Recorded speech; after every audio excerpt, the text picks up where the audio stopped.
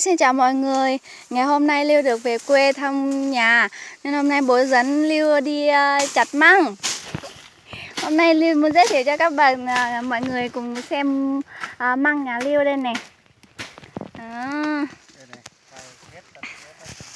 Ở dưới đây sao con quay được?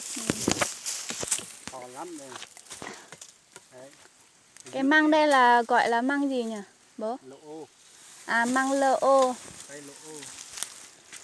Măng bao ngon, bao sạch nha.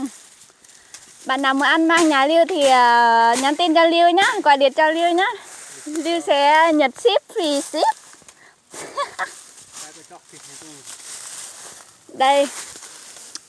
Đây là sản phẩm.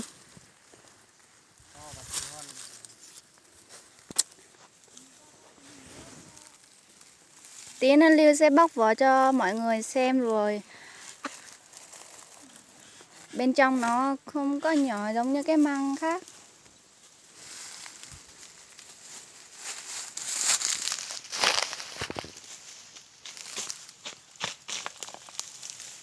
Wow.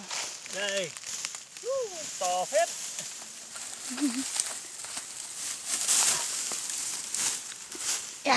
Nặng quá. Cái này chắc hơn 10 kg luôn. Còn lấy nữa không? Còn thì lấy thêm nữa. Về mình làm măng khô, rồi măng chua, đây. Rồi nhiều món. Chỗ này nhưng mà khó lấy lắm. Cây này cho nó to cao lên mới lấy được. Măng bao ngon, bao sạch, bao đẹp. Làm rất là nhiều món. Các bạn muốn ăn món nào từ măng thì các bạn có thể làm. Bên kia làm sao lấy được ta? Này măng quên mất tên. Măng MO.